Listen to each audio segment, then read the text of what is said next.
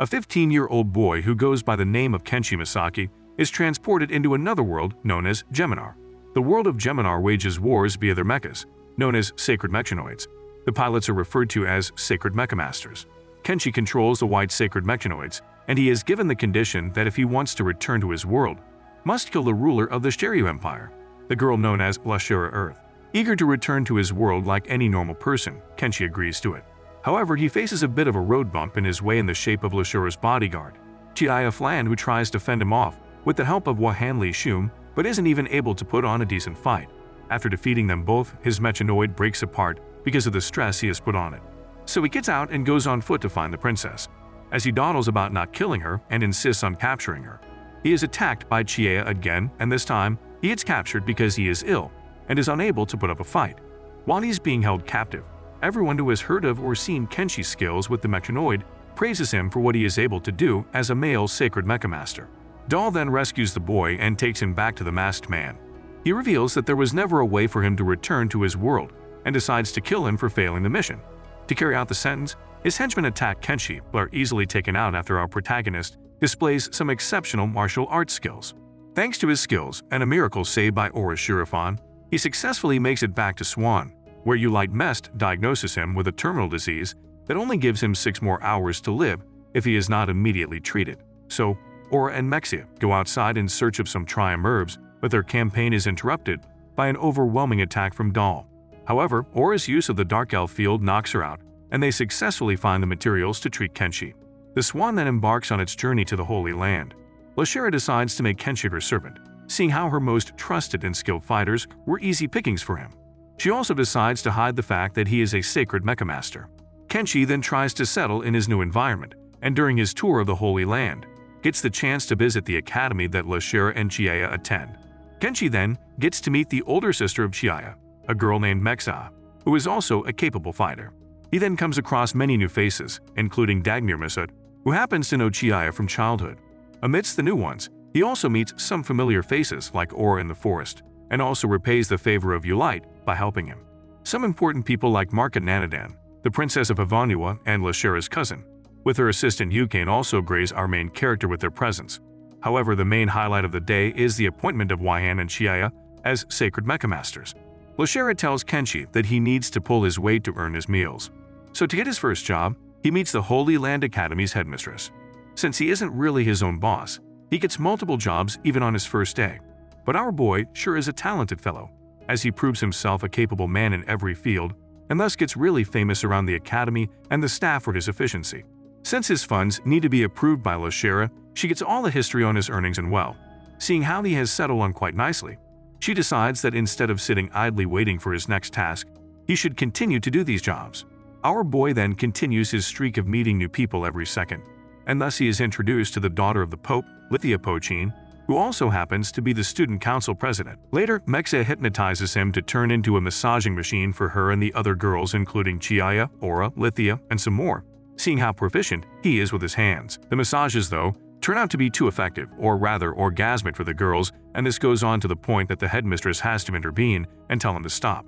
Mexa and Kenshi then engage in some more tomfoolery, which becomes yet another cause of headache for the headmistress, as Kenshi spends his life in a rather mundane manner, rotating between serving the princess, working and attending the academy with girls that are a tad bit too friendly with him. However, all is not going so well as their earlier tomfoolery caused a lot of damage, and so under the command and guidance of the Harem King, the girls start repairing the damage. After all this, Maria tries to be the wingman for Yukine in her quest to conquer Kenshi's heart, while the man in question is busy getting chased all around the park by other girls who are also in the same hopeless boat as Yukine. Later, on Lashara's end, she, along with Chiaya, listens to the stories of the past Kenshi has had. In the middle of it all, Chiaya accidentally breaks Kenshi's prized crystal pendant and feels really bad about it.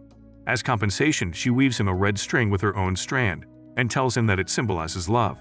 Following a typical harem room, the girls start falling for Kenshi even more every second, with their antics becoming more and more direct and assertive, now that he is a member of the student council. As the council president, Mexa decides that he only belongs to her, but the boy has other plans as he makes a quick getaway. The girls then make an alliance, including all the upper and underclassmen, with the motive of wooing Kenshi.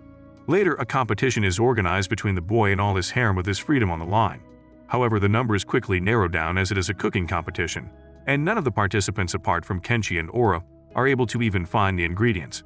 The next leg requires some cooking skills, and despite Aura being a great cook, Kenshi triumphs and shocks everybody during the girl he just beat. Lashara and Maria are invited by the esteemed Queen of Ivanua, Flora Nanadin, so that the Queen could meet the new item in town, talking about Kenshi of course. On their way to the resort, Kenshi comes across one of his classmates, Ceres Tato, who is actually another one of the male Sacred Mecha Masters. The guy is having some girl problems as he wants to run away with his girlfriend, but circumstances aren't allowing them to.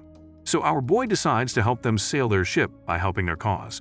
When Flora meets Kenshi, she becomes quite infatuated with him, and thinks about it while the girls have a WWE with pillows at night.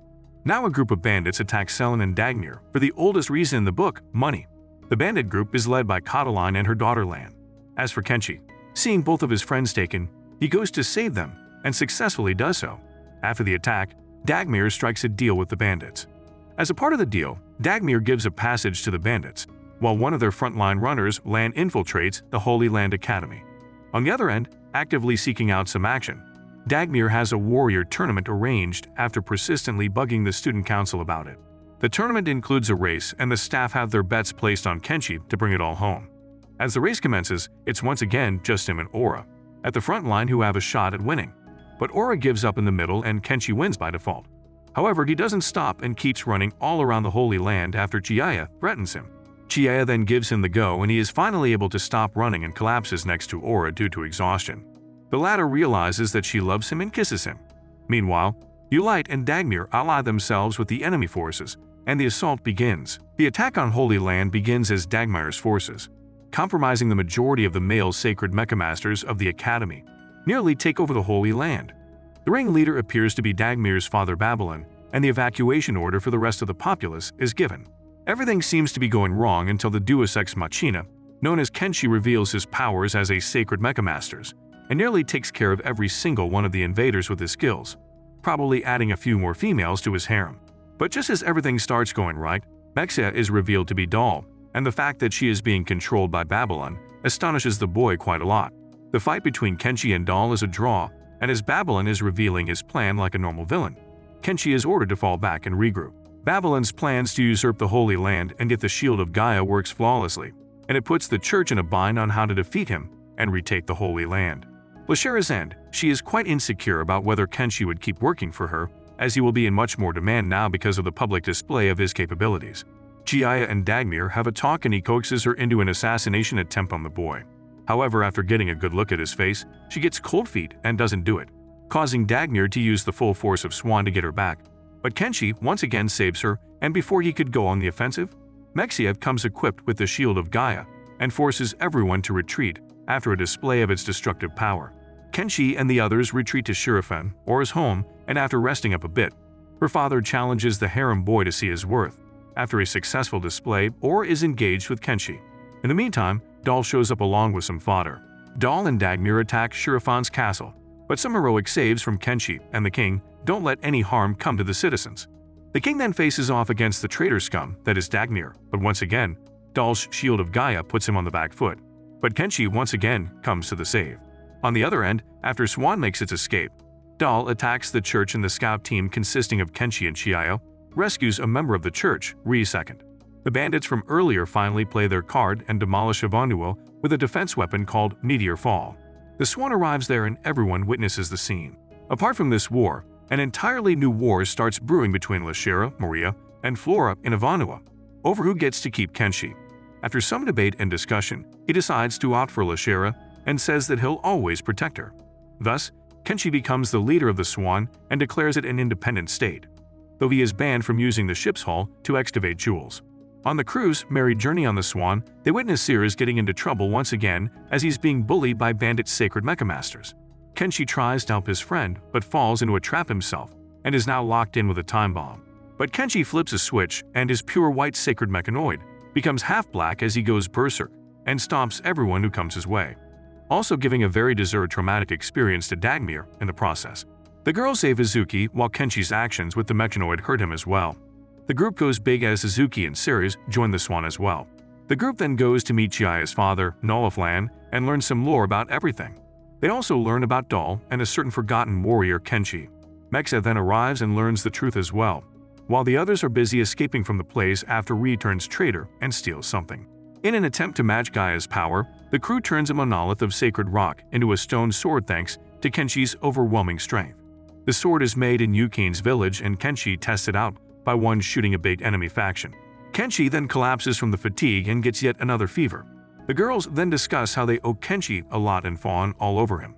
Then King Shurifan arrives with Flora and announces that Kenshi will be engaged to both Aura and Maria. Mecha once again comes to Kenshi's bedside and tells him how she is the one who truly belongs to him, but this is yet another trap as Babylon tries to rewrite his core crystal, like he did Mecha's. But Kenshi doesn't have a core crystal to rewrite, and so he breaks free. Kenshi then stops another petty attempt by Mecha to take out the swan, while Babylon has his evil villain vow to defeat Kenshi. Kenshi faces off against all and is fighting on par with it, until Babylon decides to merge with Gaia and turn the tables on him. As the battle continues, he hears Mecha crying for help. He then goes berserk and destroys the main core of Gaia with the White Hawk sword, and thus saves Mecha Doll, who has fallen in love with him. Ulite then arrives at the last second and kills Babylon. He also reveals himself to be Ri's second. Coming back from a complete victory, all the girls cheer for the boy and start demanding their rights over him. Everyone wants to marry the guy, and they force him to run as they have made the pact that whoever catches him first gets to keep him. Ri watches it all in amusement. The end.